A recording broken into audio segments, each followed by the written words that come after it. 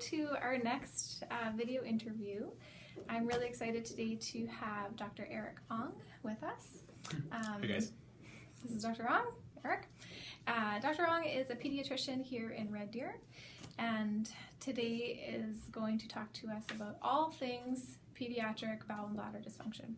So I wanted to touch on this because I think this is an area that maybe people don't realize, one, can be kind of treated, and two, that physio actually works with as well. And so I just wanted to, I guess, bring awareness to people about some pediatric bowel and bladder dysfunction issues, as well as just talk about some of the really common ones. So the goal of today is to talk about bedwetting, chronic constipation, as well as chronic or recurrent UTIs. So those are probably the things I see the most when it comes to kiddos and pelvic floor issues. So before we dive in too much though, I'm going to get you just to introduce yourself and maybe a little bit about your family and your job, how you got into peds, that kind of thing. Yeah. So again, Dr. Eric Ong. I got into pediatrics because I've always enjoyed it's an art working with kids, and then the parents too. Totally. And I've always enjoyed that interaction. I've got two kids of my own, two boys and a dog, and my wife's named Kelly. She's a training family physician in Red Deer. Also, it's gonna be great. Yeah, she's great. Yeah, I went to medical school at Queens, nice. Residency in Saskatoon, and then we made the trip to Red Deer because it just was the right choice for our family and the lifestyle we wanted to have, and our careers too. Awesome. Yeah. Good. Okay, so we're going to dive right in and to some, I guess, pediatric bowel and bladder issues. So probably the biggest thing that comes to mind when I think about kids and pelvic floor issues is bedwetting. So we're actually going to start with that. Did I start with that on my questions? I think so. Okay, let's do bedwetting. Sure. Yeah. Okay, so maybe I want you just to give me, is there a normal when it comes to even just regular potty training? I guess even without thinking about bedwetting, but just regular potty training. Is there like a normal age range where that is normal? I like that you said range because it definitely is a spectrum. Okay. Definitely some kids have it pretty well figured out their potty training at 2 years, and then there's other kids who are still having trouble when they're 3, and they almost always will figure it out at some point. And it's a big part of treatment is reassurance. Most kids are potty trained by 3 years. Okay. And most children, only about 15% will continue to wet their bed when they're 5 years of age. Okay. And about 2% will still wet the bed when they're 15 years of age. Interesting. Yeah. Okay. So at what point do you recommend kind of checking things out maybe? Like at what point is it, I wouldn't imagine that even that 2% at 15 is really considered normal. So at what point do you maybe start to look at if there's something you can do? Yeah.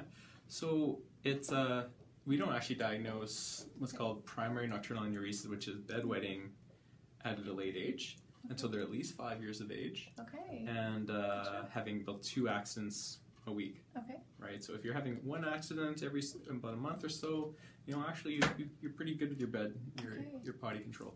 Okay. Yeah. Still considered normal. Okay.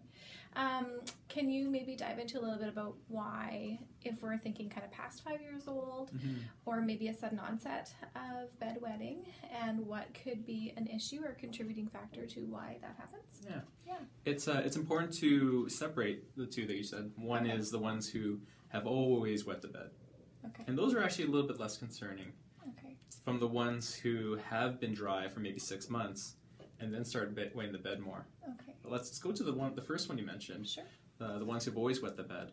The ones who've always wet their bed and they're about 5 years of age, most often there's a genetic component. So if I do a careful history, ask the mom and dad, we'll find out that a lot of them, maybe dad, maybe mom, wet the bed until they're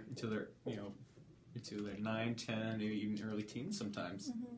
Is that normal? I guess it doesn't happen so often, but it can be reassuring to parents. Parents say, okay, well, I developed I was able to get bladder control at night at some point. Okay. And just to reassure them that their child will get to that point. Totally. But probably the major reason we see it is probably that genetic component. We do see that family history. Okay. And some other causes can be some trouble with their sleep. So kids who snore more often, or are really deep sleepers, have some trouble with can more likely have some trouble with getting dry at night. And but the ones who are more concerning are the ones who were dry before, right, and then developed starting to wet the bed. So sometimes it's social reasons, maybe a new child or a family change, maybe parents are having more marital strife, but sometimes it could also be diabetes, which is probably the more concerning one, in which they were dry before, but all of a sudden now they're wetting themselves at night. Okay. Any other kind of issues that could contribute to maybe that more of a sudden onset, or kind of just kind of a gradual onset, but when somebody was dry, and then even if we're talking not even about bedwetting anymore, but just kind of maybe starting to have accidents throughout the day when they had been already potty trained. Anything else that could be contributing to that? Or sometimes we see that with kids who had if they're having a new urinary tract infection, that can lead to more accidents.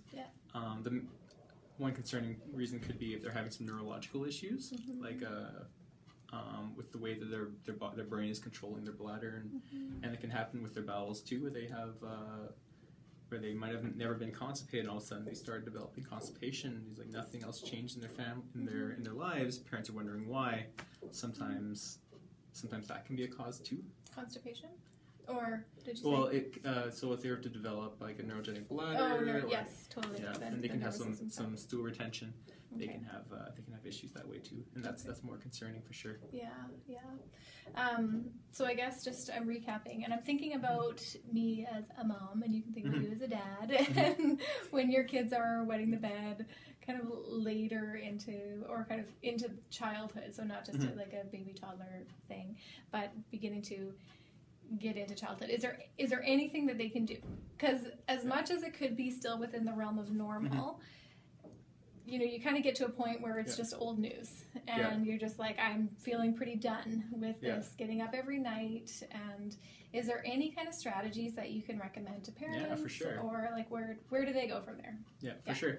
So what I usually tell parents, if we can decrease the amount of water they're drinking 2 hours before bed, and make sure they pee right before bed, that can be very helpful in getting their kids dry at night.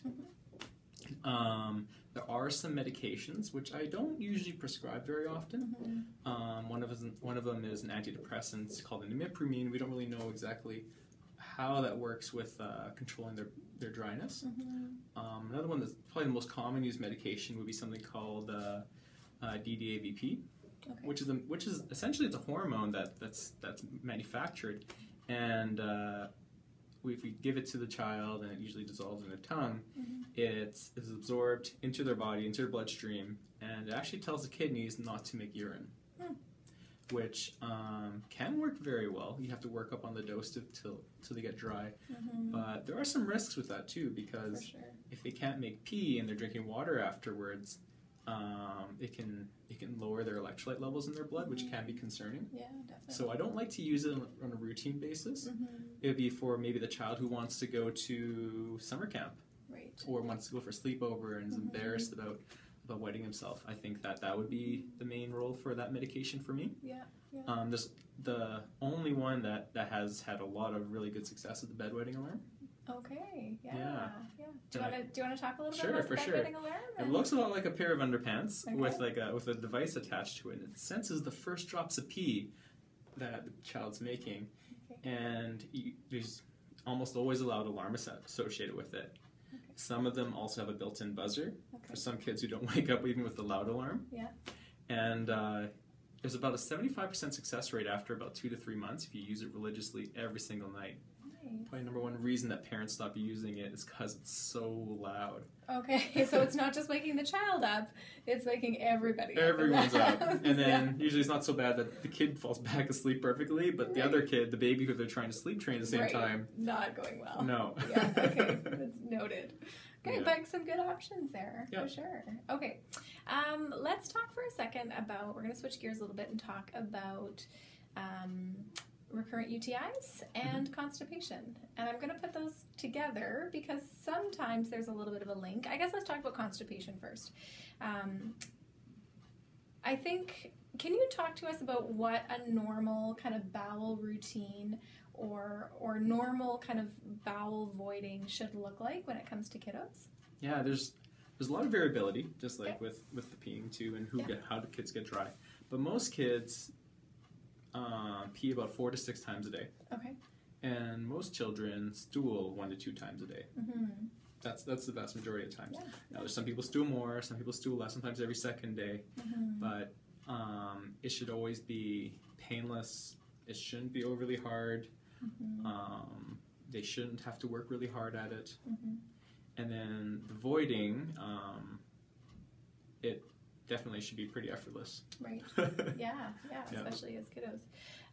Okay, talk to us a little bit about childhood or pediatric constipation and what can sometimes come out of that, I guess, like as far as signs and symptoms that parents might pick up on. I think sometimes too, the kids get to an age where like the parents aren't super aware of every time they're going to the bathroom because they get to a point where they just go on their own, they deal with it, and if you don't even realize kind of when they're going or if they miss a day. Could you maybe talk about what some constipation signs and symptoms could be in kids? One of the most common symptoms that parents would notice is something called a poop dance or a pee dance, in which they hold their legs together and they squeeze their knees together really tight, and it happens when they have a poop and they're trying to hold it back, either because they're too busy to go poop at that time and they just have other priorities at the time, or because they're afraid it's going to hurt. Okay. And they try to hold it back, and they kind of tighten their entire pelvic floor up to keep everything inside and not coming out. Yeah. That would be some of the more severe cases. Some other symptoms would be previously maybe they had good stool control, and then they start leaking. And that can be what's called overflowing caprices, in which the hard stool might be actually fairly large. I've seen water bottle sized stools before. And we start getting leakage. The only thing that can pass around it is the liquid. So they start having soiling in their underpants. And oftentimes it can be very stinky. And parents wonder, why aren't you noticing that you smell, and then can't you tell that you're wet from poop? And oftentimes, if it's gone for long enough, they don't notice it anymore. Right. Yeah. For sure. Yeah. So those are some symptoms of it. Also, if they're in the bathroom for a long time, you can hear the straining. That can be a sign of constipation. Yeah. Some kids are generous enough not to flush the toilet, and the parents can see what the stool looks like. Yeah. I've heard reports. Like, sometimes it's pretty epic in there. Yeah. Okay. So those are some symptoms of the constipation. Any link between, so I guess where I'm kind of leading is that oftentimes when I see clients or kiddos in my office, and often they're coming because of a sudden onset of urinary incontinence, or so a little bit of leaking, or recurrent bladder infections. Those would be the two. And I usually see a pretty big link between constipation or a history of constipation and kind of that onset of symptoms. Can you talk about that? So what you're describing is bladder bowel dysfunction. That's right. Yeah. Can you talk a little bit about what that is? And that link with constipation is you have a large stool mass that's in the rectum, and if you were to look at the human body, say if this is the back and this is the front, here's where the stool is, and then here's the bladder is right in front, and then there's a urethra which kind of that channels the urine from the bladder out. And so what can happen is when you have constipation, oftentimes these kids are withholding the stools because it hurts, and then that stool gets larger and larger and larger. So in addition to withholding stool, and when you withhold stool, oftentimes you're withholding some urine as well. Right. Yeah. They're also pushing that stool is pushing into the bladder and even into the neck of the urethra, and makes it harder for them to pee very efficiently. And then when the bladder infections happen, because the urine, which is not being fully emptied every single time the child pees, becomes stagnant. And just like a pond that isn't getting refreshed with water, things start to grow. And then that's when you'll start to maybe hear or see complaints of, hear that it's painful, like your kid will say that it burns often when it pee, or you might notice an increase in frequency with how often they're going, or an onset of bedwetting is another thing that sometimes can kind of come out of that. So if we're thinking about that patient, I guess, or that kiddo who maybe has a history of constipation, maybe we're starting to see some urinary symptoms as well, what are your recommendations as far as treatment, and kind of where do we start, and then where do we go from there? Yeah, so whereas after I've taken care of the urinary tract infection, diagnosed it, taken care of it, the next thing to do is do a careful history for the bladder bowel dysfunction and see if there's any constipation, because if there is, I usually try to manage the constipation very, very aggressively. Right. Yeah. And sometimes the child might not even be constipated anymore. I find that sometimes that part's passed, but they're still having urinary tract infections. And in some situations, I'll send them on to you. Right, after I felt I've managed the constipation, I say. Hooray! Yeah. We're pelvic floor physio. Okay. Because I think that helps them in a big way to help not having that stagnant urine sitting around. Yeah. So let's say constipation continues to be an issue, and you think that that's kind of the root, that why we're having these recurrent symptoms. What would be your go-to recommendations for managing constipation in kids? Yeah. My go-to recommendation, the mainstay for medication would be Restoralax. That would be the trade name for it. The generic name would be polyethylene glycol 3350 or PEG 3350, and you can pick it up at any pharmacy. It comes in a big jar, and so it dissolves really well into most fluids except for anything carbonated, and is generally tasteless, but it can leave a bit of a texture if it's not fully mixed in.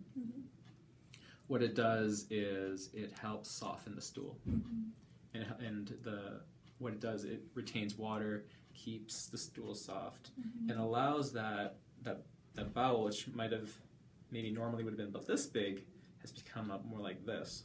Maybe think of like a balloon that gets easier to inflate as it gets bigger, and it gets kind of floppy when you deflate it. That's kind of how the bowel becomes, and becomes quite weak at contracting. And I find it takes about 3 months for that big floppy bowel of good constipation management to come down to a normal size. And so the mainstay of my management would be to make sure the stools are thinner, and keep it that way for a while, so the bowel comes down to a normal size. And when it's at a normal size, it pushes things better. Increasing fiber can be helpful. Decreasing milk intake, if they're drinking too much of it and not eating not enough other foods, can be helpful too. And physical activity, I think, is really important too. There's other treatments that should also be done too, is making sure the child is on the potty for 10-15 minutes after every meal, and then also making sure they get their hips nice and high, or their knees nice and high when they're pooping. Squatty potty. Squatty potty. And the idea behind that is when you get your knees higher, it straightens out your colon and things move a lot more smoothly, rather than if the feet are dangling over the sides. Yeah, definitely. Yeah. The other thing it does from a pelvic floor perspective is that it helps the pelvic floor muscles that wrap around the rectum to let go. It helps the muscles to actually relax. So if the child has had a history of possibly having pain with a bowel movement, and they're feeling like this, and they want to withhold, and they're holding everything really tense and tight, it's going to be especially tricky for them to be able to have a bowel movement unless we can help those muscles learn to let go. The other thing I just was thinking about when you were talking about how the colon, the rectum can actually enlarge, and then it can therefore store more stool in there, really, and things then you get that backup. Another thing that I think can coincide with that is just a decrease in sensation, like they need to go to the bathroom. So sometimes parents will say, oh, he doesn't even need to go for like 3 days. Like he doesn't feel the need to urge, or the urge to go. And that might be very true, but the reason behind that is because there's been a change in the anatomy. There's actually been a change in the tissue so that it can no longer sense when it's full. And I think that just kind of then reciprocates, or kind of we end up in this cyclical kind of mess of constipation, really. Yeah. So if there's like no urgency, or they never have a sensation like they need to go, that's, even though it might be like, oh no, he just goes every 3 or 4 days, that's his normal. That's actually not normal, and we need to probably get that sorted. So yeah, awesome. Anything else about UTIs? I guess we didn't talk too much about UTIs. So just chronic bladder infections in kids, and that would be probably another thing that I see a fair bit. Yeah, for sure. Do you maybe want to speak to that a little bit, and why that happens? I think we touched on that with the constipation. Any other thoughts on that, and maybe treatment approaches? Yeah, there's some genetic factors too, in which some people probably they're not as able to do some bacterial surveillance in their perineum, to kind of place in their groin. And then, so it allows the bacteria to sneak into places that it shouldn't. Girls have a shorter urethra than boys. So the urethra is the conduit between the bladder and the outside. I don't have. I'm looking for my urethra. Just 1 second. I know I have a urethra in here somewhere. She found it. I found my urethra. Yeah. And so this would definitely be the more length of a girl's urethra, in which is not very long. And so the bacteria doesn't have to go very far to find its way into the bladder and then cause an infection. Okay. Boys are more likely to get infections, especially uncircumcised boys early on. But after their infancy stage, girls definitely outnumber boys in terms of urinary tract infections. So treatment for that, is there anything? I think too, so even talking about the Restoralax and talking about like antibiotics, definitely that's kind of your first go-to. What about kids that have been on antibiotics for recurrent UTIs over and over and over and over again, and they're 5, and they're just kind of chronically on these antibiotics? Is there another option for them? Or where do we go next, I guess? What's the next thing? Because I think that can be a concern for a lot of parents as well. For UTIs, I know for often parents for Restoralax, also keeping them on the Restoralax for a really, really, really long time. So talk to me for a second about meds and management, and when and where. When do we start looking for different approaches? Yeah, so the studies behind continuous antibiotic prophylaxis have not been very good. Right. So what continuous antibiotic prophylaxis is if you have a urinary tract infection, being on a course of antibiotics for a long period of time until you're older and perhaps less susceptible to these infections, the studies behind it have not been great, and kind of they're more looking at whether or not they're decreasing kidney scarring. In terms, and even the thoughts of being on one antibiotic doesn't cover all bugs. Right. And so if you're on one antibiotic, you're more likely to get an infection next time with a different bug that antibiotic doesn't cover. And sometimes you're playing a bit of tennis between different antibiotics between one to the next. Other things that you can do is, if they're older, like a 5-year-old for instance, is make sure they're drinking lots and making sure that they're peeing lots and not holding onto their pee. So what I've told some parents is, make sure she has a watch or a timer, and every 2 to 3 hours, make sure she goes to the bathroom, or every recess or every lunchtime, the girl makes sure that she goes to pee. Sometimes boys and girls are equally guilty for this, in that they've got different priorities. They think playing is more important than going to the bathroom, or they don't want to pee at the school. And sometimes in these situations, it should be not negotiable that they go to the bathroom. Right. Yeah. You can, side note, get special watches. I stock them at the clinic actually for kiddos that are like pee watches, and so the parents can set the alarm to go in between classes or to go every 2 hours or whatever, and they'll kind of help restore that.